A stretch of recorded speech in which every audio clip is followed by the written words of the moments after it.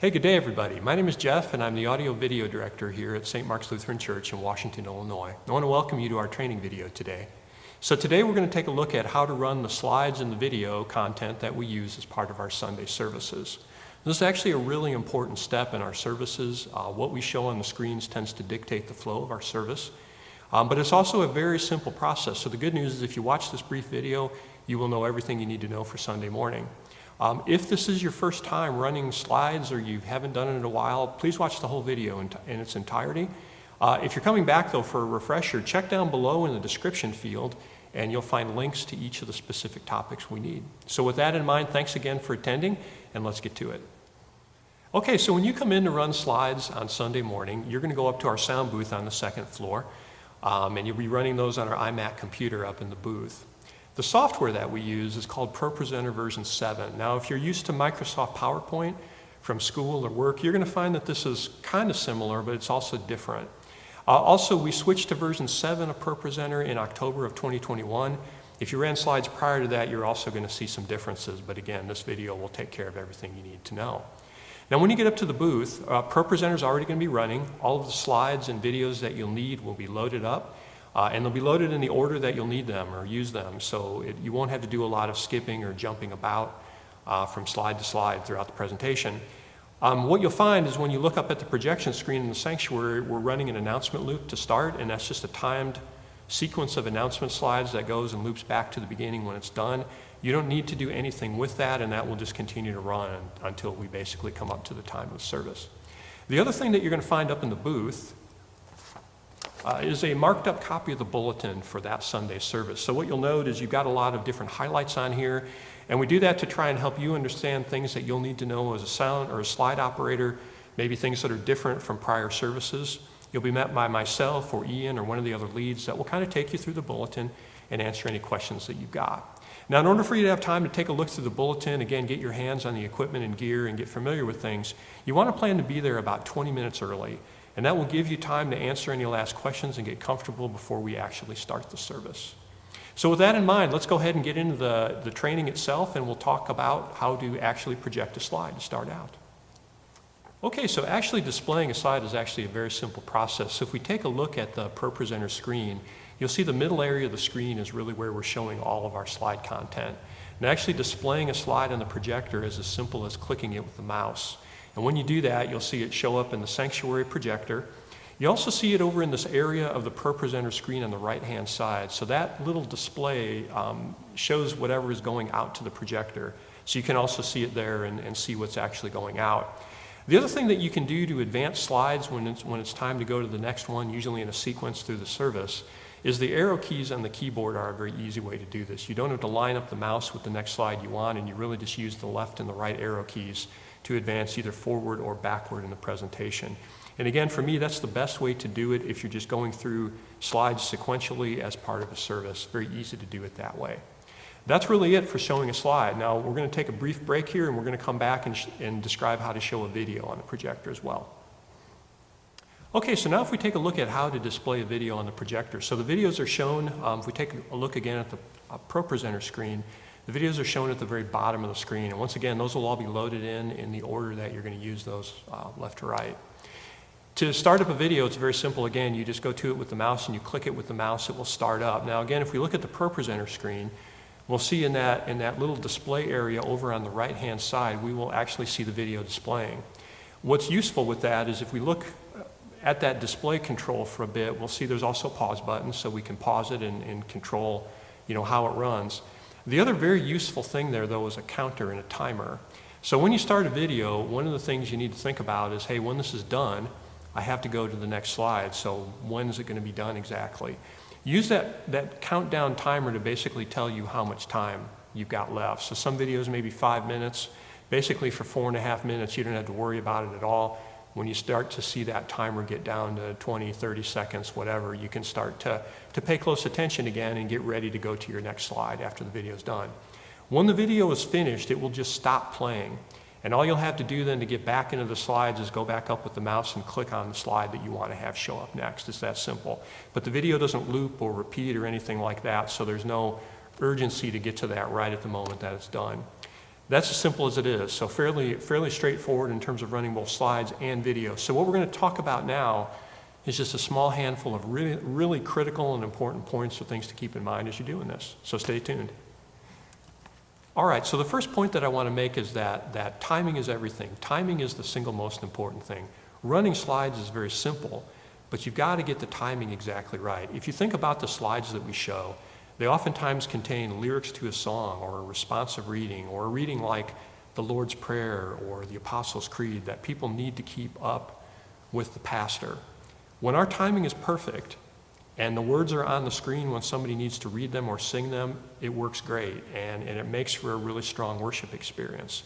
But when we're late with the slides, what happens is they read along with the pastor, they keep singing, and then they have to stop because the next set of words isn't yet on the screen, and then the next set comes and they start up again. So the singing or the reading has this start-stop quality. It really takes away from the experience.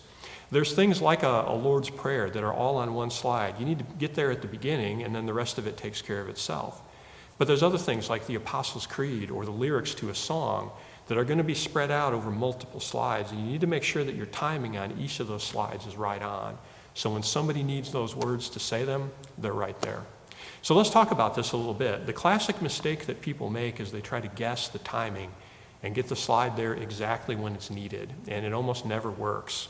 Oftentimes what you'll see is people will go through all the words, maybe all the lyrics on a certain slide, and then they try to time that transition to exactly when we're going to start singing the next word, and it's almost always late. And so again, the congregation kind of misses bits and pieces of the song. It's not the way to do that. So here's your pro tip, and this is the way you want to go. When you are displaying a slide like this, where the timing is critical, either read it or sing it yourself along with what you have on the slide. Now, you don't have to read out loud or sing out loud if you don't want to. You certainly can. But you need to do it in your head. And so you're singing along or reading along with the pastor or the congregation, right? When you get to that last word on the slide, while you are still saying or singing that word, hit the arrow key to transition to the next slide. Because that way, you're already saying that word, so you know what it is. You don't need to read it anymore. That way, when you get to the next word, it's already displayed. If you do this, and do it always with the arrow keys. Don't try and do the mouse on this. Because with the mouse, you're going to be fooling around trying to get it lined up exactly on the slide you want before you click. And again, your timing is going to be off. Use the arrow keys and always hit it while you're saying that last word. So we're going to go ahead and take a look at an example of this. So right now we're showing the slides that represent the Apostles' Creed. I'm going to play the part of the pastor, and so I'm going to read this out loud. You try and read along with me. So the first go-through we're going to do with this is the bad go-through. So I'm going to wait to transition the slide, and you're going to see that the pastor's reading is going to go on, and yeah, you don't have it if you're trying to read on. So let's do it.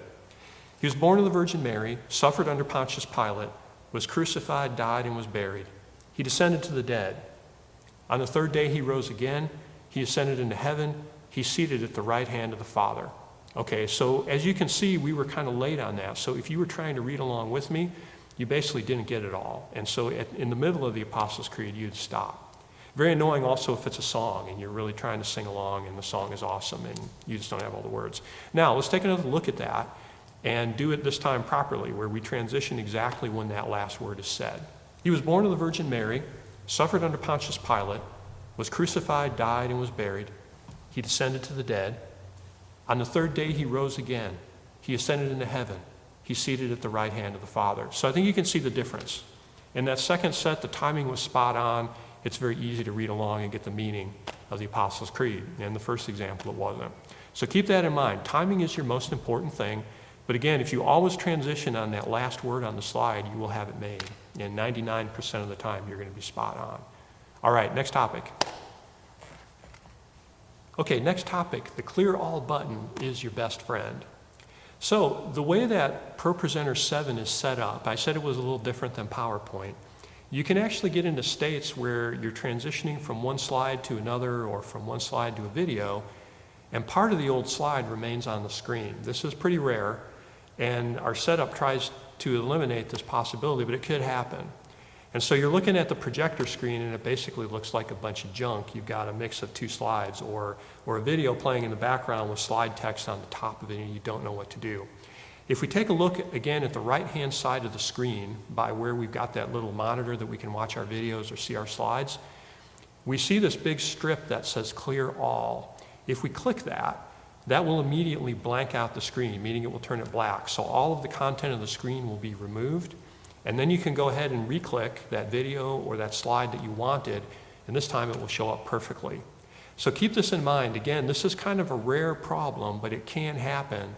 That Clear All button, anytime there's anything that you don't want on the screen or that just shouldn't be there, hit Clear All, it's going to go away, and take another shot and just go ahead and click the thing you want, and you should be fine. All right, next topic. Okay, let's talk about lyrics to the communion song. So, again, we talked about timing and we talked about lyrics for songs, but a special case is the communion song. And so the problem with playing a song during communion is that the band doesn't actually know how long communion will last. We could have a Sunday where we have less people in the sanctuary for some reason, and so we actually get done with communion really fast. Or we could have a Sunday when the sanctuary is full, overflowing with people, and they all come up for communion, and a bunch of people want the blessing, and so it just takes a really long time.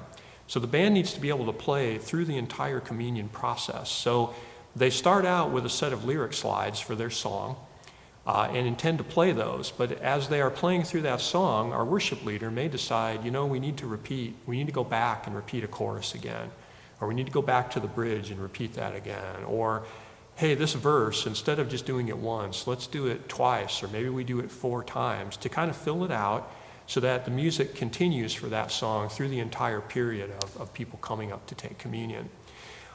There's no way to predict what this is going to look like because frankly the band doesn't know, and amongst themselves on the stage, they're also trying to communicate this. The leader is that, hey, everybody, we're going to go back to the bridge again, so they know what to play. So it's very well maybe possible that, again, those slides will be in order, but at some point they may need to go back to something, or when you think they're going to transition, they actually stay on a slide and do it again.